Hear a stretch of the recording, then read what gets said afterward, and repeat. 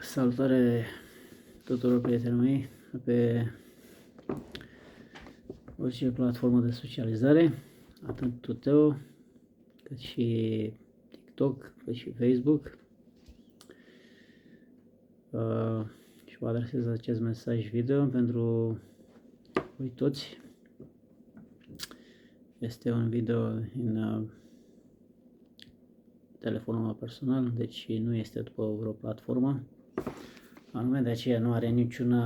efect special și vi lansez doar ca mesaj, pentru că chiar dacă am făcut live pe Facebook este mai integral mesajul transmis, dar pe TikTok,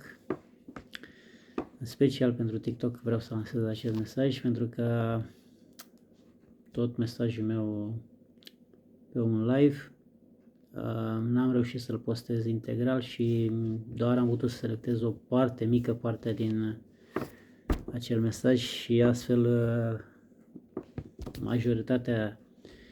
conținutului mesajului video a fost pierdut. Deoarece am vrut să lansez acest mesaj și fiind o oră poate nu prea potrivită pentru foarte mulți prieteni din aceste platforme, având diferite alte activități, diferite treburi, joburi și alte asemenea, nefiind prezenți, de aceea vreau să lansez acest mesaj video pentru a fi vizionat de cine va avea timp și interes la orice oră când va putea fiecare. Și anume, mesajul pe care vreau să-l transmit, așa cum am pus în ultimul timp și pe Facebook și pe TikTok, este de a vă aduce la cunoștință și a vă informa cât mai mult posibil pe toți dintre voi și mai ales în special pe cei mai apropiați care sunt mai interesați să aibă mult mai multe edificări și cunoștințe despre această nouă platformă de socializare creată de către un român pe nume Petruș Prodan. Este IT-istul acesta care este fondatorul și creatorul acestei platforme și a fost denumită Tuteo Network. Tuteo este, de ce a fost creat cu acest nume, deoarece acest patriot al nostru, român, Petruș Prodan, locuiește în Spania de peste 20 de ani, cu familia, cu totul, cu toată familia lui, și s-a integrat acolo în jobul lui de IT-ist foarte bine și totuși s-a gândit să creeze ceva deosebit și a creat această platformă de socializare în mod special pentru noi. Nu știu dacă o să reuși să vă transmit toate detaliile în acest mesaj, dar dacă o să îmi scapă ceva, puteți să mă contactați, trimiteți mesaj pentru ceea ce vă interesează și o să luăm legătura și vorbim pe un cont mai ușor comunicativ, cum ar fi WhatsApp sau Messenger, unde se pot fac share screen-uri și se poate deschide un link și alte lucruri, pe cum că după cum știți cu toții, pe TikTok nu prea e posibil așa ceva. Este dar mai complicat, pentru că trebuie copiat un anumit mesaj, cum ar fi un link, copii și dat paste și transpus în Google și să se deschidă și apoi trebuie căutată versiunea optimă de a nu intra în alte porți de deschidere, în alte site-uri și astfel să mergeți pe cale greșită. Așa pe Messenger și pe WhatsApp se deschide un link foarte clar, direct pe pagina respectivă și se poate vizualiza fără erori. Deci, cum vă spuneam, s-a dat acest nume de Tuteo pentru că este un cuvânt spaniol, locuind acolo, și ceea ce înseamnă tutuire, adică să ne tutim, adică un cuvânt mai familiar, mai prietenos, mai apropiat pentru un grup mult mai apropiat față de ceea ce este Facebook-ul, unde nu cred că este cazul să îl putem numi un grup foarte apropiat. Pentru că acolo sunt persoane de multe categorii. Eu personal am sute de prieteni acolo virtual pe Facebook, dar nu știu din 600 de oameni dacă cunosc cu adevărat 200. Hai să zic, cred că îi cunosc 200, dar mă rog, parțial îi cunosc, nu pot să zic că îi cunosc pe de-a întregul. Sunt doar câțiva mai exact, în jur de 50 pe care îi știu cu adevărat. M-am întâlnit în viață cu ei și am avut ceva comun cu ei. În rest, prieteni virtual care nici măcar un like sau un coment sau, mă rog, nici poate că nu se uită pe Facebook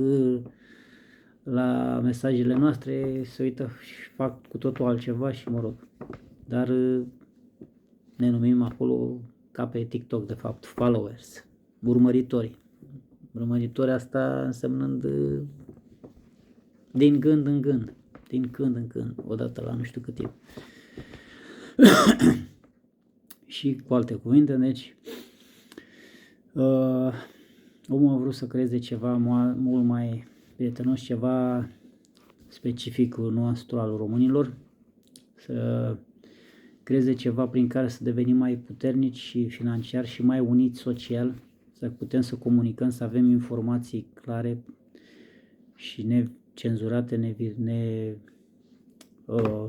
controlate, așa cum se întâmplă pe Facebook și pe TikTok. De multe ori mesajele trec prin anumite filtre sociopolitice și mă rog,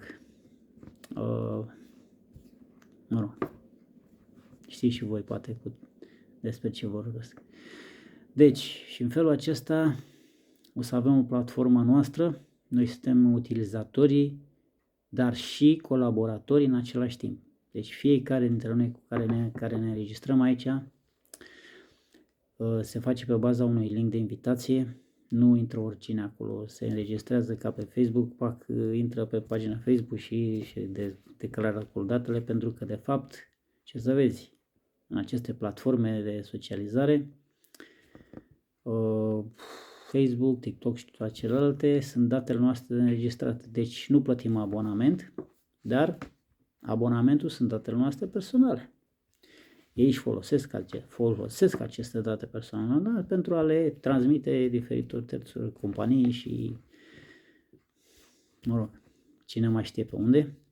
Și în felul acesta noi să primim reclame și celelalte, prin care ei își primesc acest abonament, mega abonament, pe baza acestor date personale noastre. Deci, cu alte cuvinte, nimic nu este gratis. Dar, în sfârșit, aici ce să vezi, da? Acest abonament este de 3 euro pe această platformă Tuteo, prin care noi, în felul acesta, plătim și o parte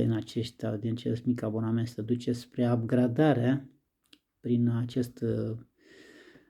fondator al acestei platforme, prin care el se ocupă în permanență de această upgradare și perfecționare a acestei platforme, deoarece aceasta e profesia lui și ne-a lăsat nouă în grijă tuturor celor care vrem să facem aici o echipă și să devenim să zic așa, un grup de socializare românesc mare și după care, dacă totul va merge excelent, îl vom prezenta acest proiect și altor naționalități, altor țări, dacă vor să ni se alăture și să integrăm în comunitatea noastră, tot, bineînțeles, cu această filtrare, că pentru că gândiți-vă că acest mic abonament e și o filtrare în același timp, adică invitația și abonamentul, pentru că noi în primul rând trebuie să știm cine e acea persoană, să vedem și noi dacă merită să o înregistrăm, adică să fie o persoană fără, eu știu, ciudățenii și alte lucruri de genul cum că ne trezim cu ei pe acolo cu fel și fel de ciudățenii, postări și alte nebunii, cum se întâmplă de altfel pe Facebook și peste tot, în aceste platforme libere, unde fiecare își expune tot felul de nebunii. Deci, dragii mei, vrem să avem ceva deosebit și Eu zic că este un abonament foarte permisibil, doar 3 euro. Platforma încă e foarte tânără, doar 10 luni, cu toate că în ianuarie, când s-a pornit anul acesta, abonamentul era de 36 de euro pe trimestru, adică cam 12 euro pe lună. Mulți utilizatori au zis că e cam mult și nu din cauza că ar plăti ei, pentru că noi care avem un lucru bun am plătit și 12 euro, nu e problema, dar sunt foarte mulți dintre prietenii lor, așa, sau colaboratori care ar fi vrut să intre în platformă și ai zis că e cam mult și în felul acesta fondatorul a redus acest abonament foarte mult la doar 3 euro. Eu zic că un abonament foarte permisibil pentru oricine, să ai o platformă liberă și să te exprimi liber, fără cenzură, fără și să poți să ai și un bonus din acest mic abonament. Se plătește upgradarea, deci prin acest 3 euro și se întorc o jumătate din acești bani, se întorc și înapoi nouă prin bonusuri. Bonusuri însemnând toți cei care vor intra să colaboreze cu noi, să intră, să devină membri, utilizatori și colaboratori. Plătind acest abonament, noi vom primi bonusuri de la acest abonament pentru fiecare emitat în parte, care se va înregistra. O mică parte va intra în contul nostru, iar, cum spuneam, cealaltă parte de 50% merge spre upgradare. 50% se întoarce în bonusuri către fiecare dintre noi, care primim noi utilizatori, prin invitație, bineînțeles, cum spuneam, cu un link de invitație și unde fiecare se va înregistra și va plăti acest abonament. Plata se face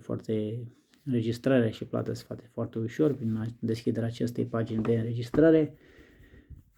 Se plătește foarte ușor prin contul un cont business de Revolut, este trecut acolo pe pagina de intrare și trecându-se username-ul de la datele de înregistrare, pentru că va trebui să ai un username și o parolă, prin acel nume de username, tu înregistrându-te plătind pe acel cont de business Revolut, automat vei primi prin adresa ta de e-mail, vei primi un cod de deschidere a paginii tăi personale, unde se atașează acolo pe un mic punct de deschidere unde e trecut în spate un anumit cupon Anviar cupon, se trece acel cod și se deschide pagina virtuală și în felul acesta devii utilizator. Și acum ziceam, pe WhatsApp sau mai exact pe Messenger, ca să înțelegeți cum arată, ca să vedeți de fapt înainte de a vă înregistra cum arată această platformă în interior, să vă arăt contul meu personal, de exemplu, fac share screen pe Messenger și puteți să vedeți cum arată această platformă. Nu e foarte performantă, dar arată destul de bine.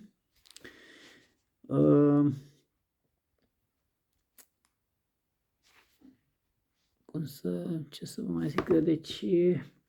practic, este gen Facebook și așa cum am zis, nu este performantă, dar avem toate șansele să devină foarte performantă, pentru că, bineînțeles, intrând cât mai mulți utilizatori și plătind acest mic abonament, prin această parte din acest abonament, mergând direct la upgradare, la fondator, el se ocupă în permanență de acest timp, de acest lucru, de a o performantiza, să devină cât mai performantă și chiar să ajungeți de nivelul Facebook-ului, dar bineînțeles suntem trebuie fonduri pentru aceasta, nu avem fonduri de la guvernamentale, nu avem fonduri de la terțe companii și așa mai departe. Fondurile vin de la noi. Noi suntem, cum am ziceam, utilizatori și colaboratori în același timp.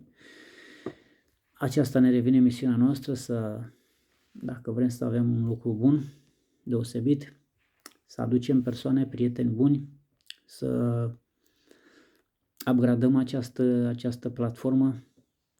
să o facem la platforma noastră a tuturor,